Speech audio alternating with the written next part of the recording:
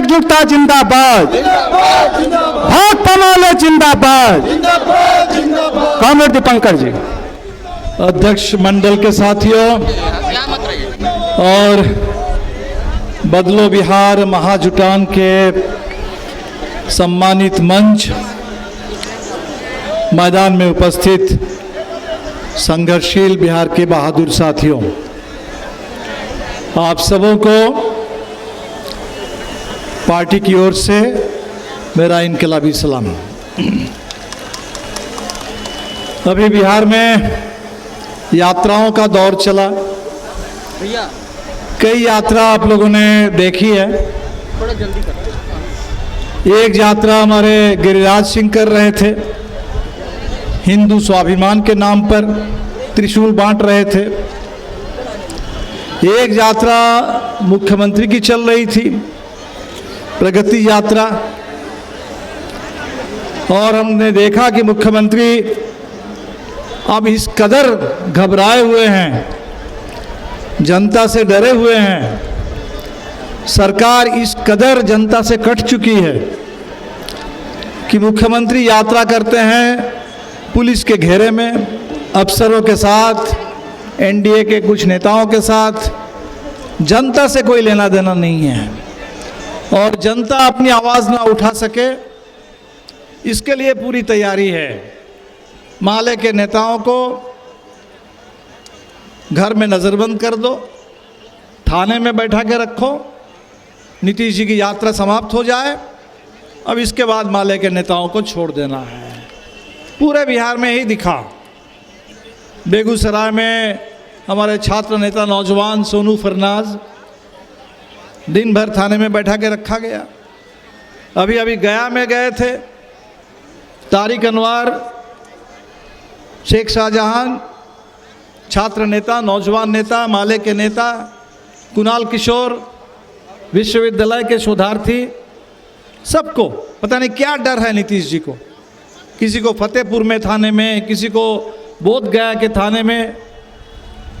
तो ये प्रगति यात्रा है नीतीश जी की। हमने कहा ये तो प्रगति यात्रा नहीं है, सत्ता की ये अहंकार यात्रा है। और एक यात्रा हम लोगों ने की, आप में से बहुत सारे साथी यात्राओं में शामिल रहे हैं, बदलो बिहार नया यात्रा। पूरे बिहार में हमारी यात्रा बिहार के हर कोने तक पहुंची। जब हम लोगों ने शुरू किया था नवादा के कृष्णनगर से 16 अक्टूबर को, तो हमें आज भी याद है वो दलितों के जले हुए घर, 60 साल से बसे हुए लोग, उनके घरों को जला दिया गया। मकसद क्या था कि घर जला देंगे, लोग भाग जाएंगे, उस जमीन पर कब्जा कर लेंगे। हम लोग गया से आए, हमारे जीतन राम मांझी जी का इलाका है, और उस इलाके में जहां से भी हम लोग गुजरे, दलित उत्पीड़न की एक से एक घटना। हाथ काट लिया गया, हत्या कर दी गई, जमीन से लोग बेदखल हो रहे हैं। हम लोग गए सहरसा, सुपौल में किसान लोग मिले, लड़ रहे हैं। सिर्फ गरीब की बात नहीं है, गरीब तो जमीन से बेदखल हो ही रहे हैं। किसानों की जमीन बिना मुआवजा सरकार छीन रही है। घर बने हुए थे, पूरे जिंदगी की कमाई लगा करके लाखों के घर बने हुए थे, बुलडोजर से ढहा दिया गया। कोई मुआवजा नहीं, कोई पुनर्वास नहीं। इसी पटना शहर में हमारे माले के दफ्तर के बगल में लोहानीपुर बुद्ध मूर्ति में मुसहर जाति के लोग वर्षों से रह रहे हैं। पता चला वहां भाजपा के बड़े नेता, बिहार के उप मुख्यमंत्री विजय सिन्हा जी का कोई बड़ा आलीशान मकान बन रहा है, और उनके मकान के इर्द गिर्द कहीं कोई मुसहर जाति के लोग दिखने नहीं चाहिए, वहां कोई ऐसे गरीब नहीं दिखने चाहिए, उन लोगों को वहां से खदेड़ दो। हम लोग गए मधुबनी के बेनीपट्टी में, जब पता चला कि बिहार के एक इमाम मोहम्मद अफरोज सुबह किस तरह से पुलिस ने उनको रोक लिया वाहन चेकिंग के नाम पर, और किस तरीके से शर्म से मेरा सर झुक गया सुनते हुए कि आज़ादी के इतने साल बाद, संविधान के 75 साल के बाद, जहां बाबा साहब अंबेडकर ने कहा था कि इस देश में धर्म के आधार पर कोई भेदभाव नहीं होगा, वहां वो इमाम हमें बता रहे थे कि दाढ़ी नोच करके अपमानित किया गया, पीटा गया। हम लोग गए मुजफ्फरपुर के कांटी में, 18 साल का बच्चा शिवम झा बाइक चोरी का इल्जाम लगा दिया और थाने में पीट पीट करके मार दिया। उसके पूरे परिवार के लोग रो रहे थे। उन्होंने कहा कि लोग मांग रहे थे थाने वाले कि 1 लाख रुपए दे दो, बेटे को छोड़ देंगे। गरीब लोग हैं, कहां से 1 लाख रुपए देंगे। बेटे को छोड़ा नहीं, पीट पीट करके मार दिया। तो हमने उसी समय यह सोचा कि ये जो बिहार की पीड़ा है, ये जो लोग परेशान हैं, गरीब, किसान, मजदूर, शहर में, गांव में, महिलाएं, दलित, आदिवासी, मुस्लिम समुदाय के लोग, परेशानी तो हर जगह है, पीड़ा हर जगह है। अगर इस पीड़ा को एक बदलाव की ताकत में अगर हम तब्दील कर देते हैं, अगर हम जो लोग अलग अलग लड़ते रहे हैं अपने मुद्दों को लेकर के, अभी हमारे बीपीएससी के नौजवान साथी आए, उन्होंने कहा कि आप लोगों को धन्यवाद, आपने हमें यहाँ रखने का मौका दिया। हमने कहा कि हमारा तो काम ही यही है, हम तो गर्दनीबाग में जितने धरना प्रदर्शन होते रहते हैं उन तमाम लोगों के मुद्दों को उठाना विधानसभा में और संसद में हमारा काम है। और हमने यही सोचा था कि अगर एक ऐसा दिन अगर हो, ऐसा कोई मौका आए कि बिहार के तमाम लड़ने वाले लोगों को एक जगह पर बुला लिया जाए, सारे मुद्दों को एक साथ ला लिया जाए, तो आज वो जो हमारी सोच थी, लोगों की आकांक्षा थी, आप लोगों को सलाम कि आपने इसको सफल कर दिया। आज बिहार के हर कोने से तमाम अपने मुद्दों को लेकर के जो आप आज यहाँ पहुंचे, और ये जो संकल्प पत्र बना, ये बदलाव का संकल्प पत्र बना। हर मुद्दे इसमें शामिल है। अभी हमारे बेल्ट्रॉन के साथी आए, बोले कि भाई हमारा मुद्दा कुछ कम है। हमने कहा कि कोई अगर कुछ कम है तो उसको बढ़ा देंगे। ये बेल्ट्रॉन के साथियों के साथ जो अन्याय हुआ, ये बेल्ट्रॉन के लोग बिहार में बदलाव के इलेक्ट्रॉन बन जाएंगे, बिहार में बदलाव आ जाएगा, ये काम कर देंगे। जो भी यहाँ साथी हमारे हैं, फुटपाथी दुकानदार हैं, सहारा वाले हैं जो भुगतान के लिए लड़ रहे हैं, अपने अपने मुद्दा, अपने अपने मांग, मुद्दे अनेक हैं, संकल्प एक। मुद्दे अनेक, संकल्प एक, बिहार को बदलना है।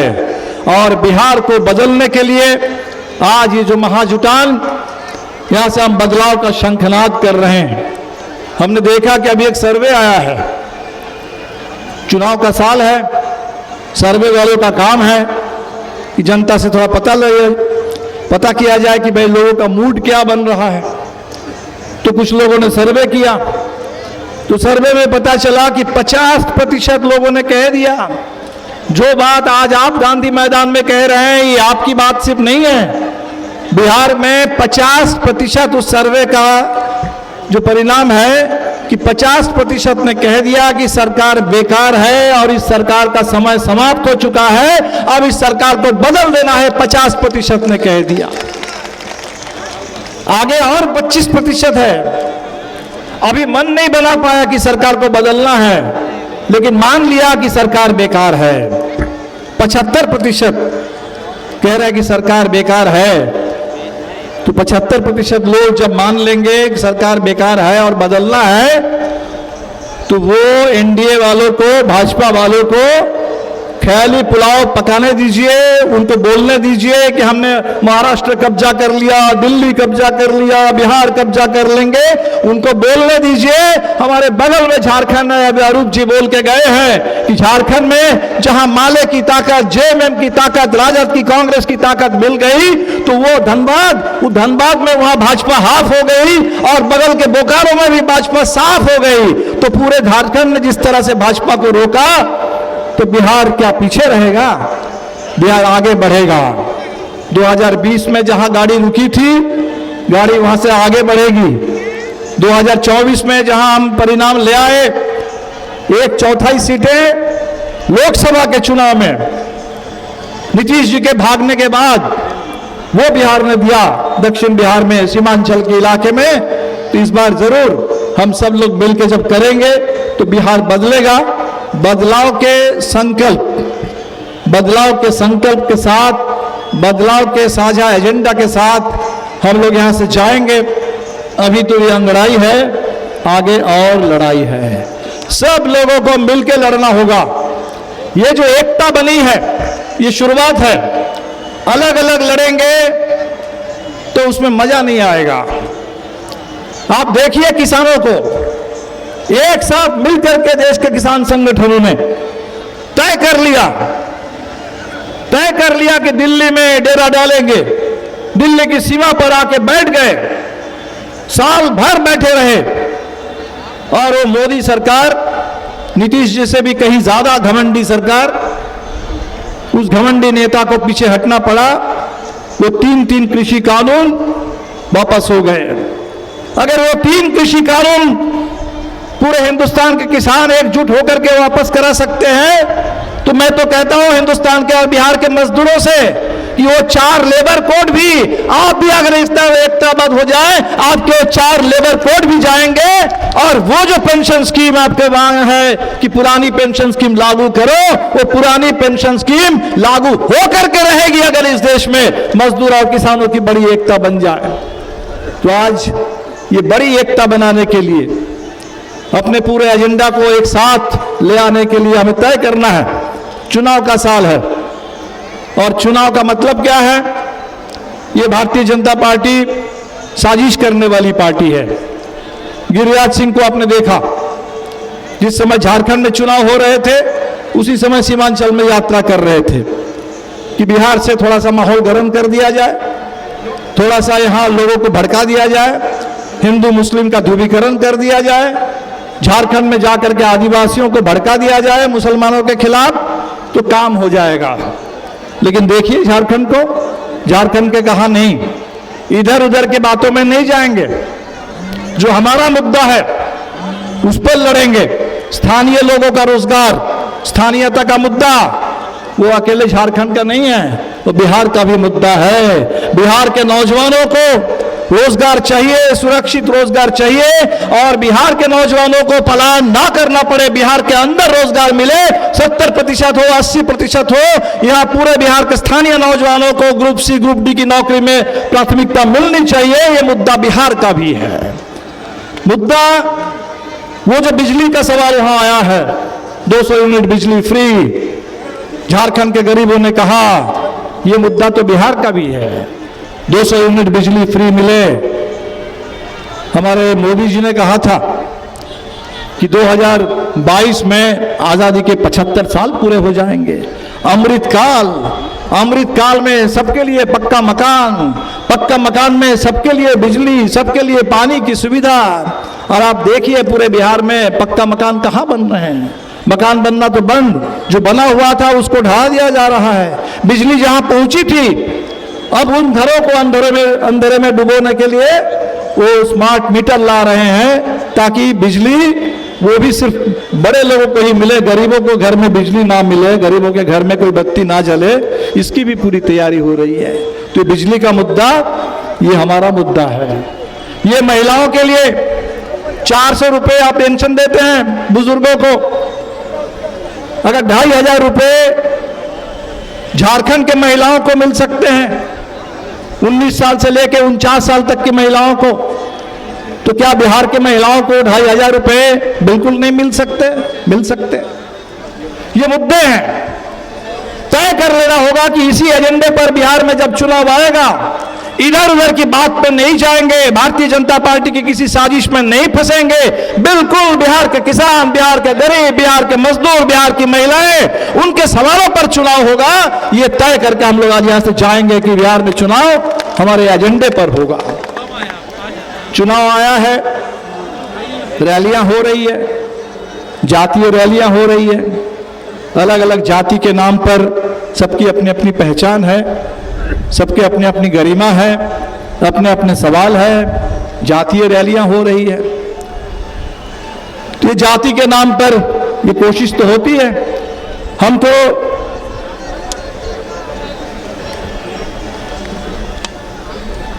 बाबा साहब अंबेडकर को जानते हैं, संविधान को जानते हैं।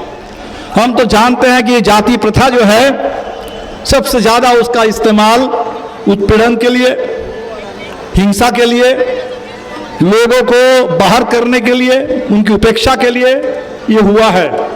और इसीलिए बाबा साहब ने कहा था कि इस देश को अगर आधुनिक देश बनाना है और उस देश में अगर मेहनत कशों को हक लेना है तो ये जाति, इस पूरी प्रथा को ही खत्म कर देना होगा, इसका उन्मूलन जरूरी है। तो हम लोग बाबा साहब के उस पूरे सपनों के साथ हैं कि जाति प्रथा का उन्मूलन हो। लेकिन जाति प्रथा के उन्मूलन में समय लगेगा, लंबी लड़ाई है। वो लंबी लड़ाई हम लड़ेंगे। लेकिन जाति के आधार पर एक ही अधिकार मिला हुआ था हिंदुस्तान में, वो आरक्षण का अधिकार। वो आरक्षण का अधिकार आज खतरे में है, क्योंकि पूरा का पूरा संविधान ही खतरे में है। सरकारी नौकरी खत्म हो रही है, सरकारी शिक्षा उसको चौपट कर दे रहे हैं। तो सरकारी शिक्षा नहीं होगी, सरकारी नौकरी नहीं होगी, तो आरक्षण का कहां मिलेगा हक? और उस आरक्षण के हक को लेकर के कुछ लोग बांटने की कोशिश कर रहे हैं। हम आप लोगों से अपील करेंगे कि बिहार में जाति आधारित गणना हुई, बिहार में जातियों की जब गिनती हुई, गिनती होने के बाद पूरे देश ने आवाज उठाई कि पूरे देश में जाति की गिनती करो। और बिहार में विधानसभा के अंदर सब दलों ने मिलकर के प्रस्ताव पारित किया कि बिहार में आरक्षण का विस्तार होगा, 65% आरक्षण होगा, 65% आरक्षण होगा। जदयू वालों ने भी कहा, भाजपा वालों ने भी कहा, अरे आप दोनों अगर इसके लिए तैयार हैं, विधानसभा में प्रस्ताव पारित हुआ, दिल्ली में आपकी सरकार है, संसद में भी प्रस्ताव पारित कर दीजिए और संविधान के 9वीं अनुसूची में वो डाल दीजिए। तो जैसे इस देश में तमिलनाडु में 69% आरक्षण लागू है, तो बिहार का 65% आरक्षण भी लागू होकर के रहेगा बिहार के अंदर। 65 के लिए लड़ो, 65 के लिए लड़ो। ये 65% आरक्षण में दलितों का आरक्षण बढ़ेगा, वो पहुंचेगा 20। बिहार में अभी भी आदिवासी हैं। ये नहीं है कि झारखंड अलग हो गया तो बिहार से आदिवासी खत्म हो गए। कैमूर में आदिवासी हैं, चंपारण में हम गए थे, थारू जाति के लोगों को भाजपा ने ठग लिया। पूर्णिया में आदिवासी हैं, जमुई में आदिवासी हैं, बिहार के हर कोने में आदिवासी है। आदिवासियों का भी 2% आरक्षण होगा। अति पिछड़ी जातियों का खूब नाम लेते हैं। कर्पूरी जी को भारत रत्न दे करके कहते हैं कि हमने कर लिया काम पूरा। आपने कुछ नहीं किया, आपने कुछ नहीं किया। कर्पूरी जी के रास्ते पर आप लगातार उनको अपमानित कर रहे हैं, आरक्षण खत्म कर रहे हैं। ये जो तय हुआ 65% आरक्षण में, उस 65% के आरक्षण में बाकी अगर 20 दलित को, 2 आदिवासियों को, 22 और 43% आरक्षण, जिसमें 25% अति पिछड़ी जातियों को और 18% अन्य पिछड़ी जातियों को, ये जो आरक्षण का फॉर्मूला तय हुआ है, लड़िए इस बात के लिए, इस बात के लिए लड़िए। अलग अलग लड़ने से कुछ नहीं होने वाला है, एक साथ मिलकर के बिल्कुल लड़िए कि ये डबल इंजन का धोखा हमें मंजूर नहीं है। बिहार के 65% आरक्षण को आप 9वीं अनुसूची में डालो और लागू करो इस बिहार के अंदर। ये बिहार की मांग है। कहते हैं कि बिहार को विशेष राज्य बनाएंगे। नीतीश जी कहते थे, 20 साल तो बीत गए, लगातार तो पहले ही कहते थे कि विशेष राज्य का दर्जा मिलेगा। कितने लोगों से उन्होंने कहा कि नाखून काट के दे दो, नाखून काट के दे दो। बिहार का डीएनए, बिहार का क्या क्या बात हो रही थी। सारे लोगों ने कहा कि नहीं नहीं, विशेष राज्य के दर्जे के लिए सब लोगों ने दिया। क्या हुआ? आप कह रहे कि विशेष राज्य का दर्जा अब नहीं मिलेगा, विशेष पैकेज मिलेगा। चलो विशेष पैकेज मिलेगा, तो विशेष पैकेज के नाम पर क्या विशेष मिला? विशेष धोखा मिला। विशेष राज्य नहीं, विशेष पैकेज नहीं, विशेष आपको बिहार के लिए विशेष धोखा, डबल इंजन का डबल धोखा। अरे भाई, बिहार का 65% अगर आरक्षण आप नहीं देंगे, बिहार के गरीबों को जो 2-2 लाख आपने कहा है, महागरीब को, महागरीब 6,000 से कम आमदनी, उनको 2 लाख रुपए देने की आपने घोषणा की थी। 1 साल बीत गया, एक परिवार को भी 2 लाख रुपए नहीं मिले बिहार में। तो कौन सा विशेष पैकेज आ रहा है? पूरे बिहार में इस समय हमारे साथी बता रहे हैं कि एक भी कॉलेज नहीं खुला है पिछले 20 साल में, स्कूलों को बंद कर रहे हैं, तो सरकारी शिक्षा का विस्तार नहीं है। तो कौन सा विशेष पैकेज हो गया? अस्पताल, अभी हमारे यहाँ सारे लोग आए हैं, आशा, आंगनबाड़ी से लेकर के ग्रामीण चिकित्सक, सब लोग जिनके बल पर बिहार में स्वास्थ्य व्यवस्था चल रही है, आपने कुछ भी उनके लिए नहीं किया। तो अगर बिहार के स्वास्थ्य के लिए, चिकित्सा के लिए, बिहार में शिक्षा के लिए नहीं किया जाएगा, पक्का मकान नहीं सबकी गारंटी होगी, तो कौन सा विशेष पैकेज है?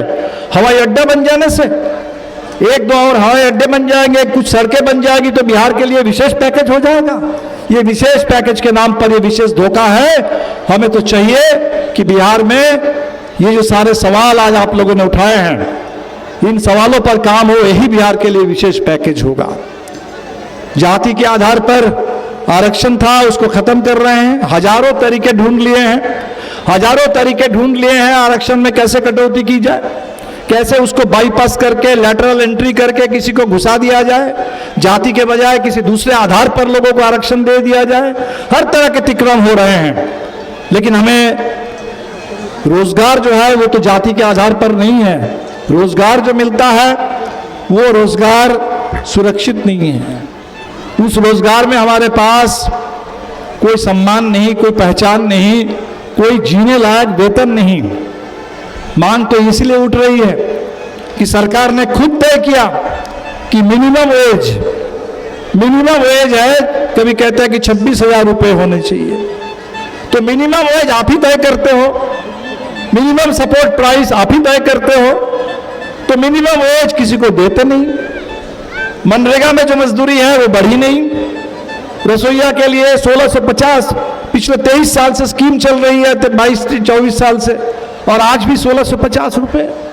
तो ये मजदूरी अगर नहीं बढ़ेगी, मिनिमम वेज अगर हमको नहीं मिलेगा, हमारे फसल की गारंटी शुदा मिनिमम सपोर्ट प्राइस, वो कीमत अगर हमें नहीं मिलेगी, तो कौन सा विशेष पैकेज है?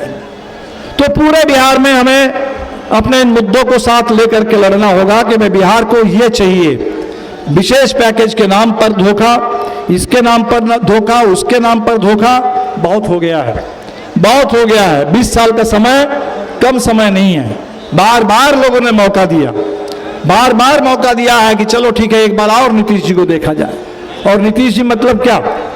नीतीश जी मतलब अब तो भारतीय जनता पार्टी, दाएं बाएं ऊपर नीचे आगे पीछे भाजपा ही भाजपा है।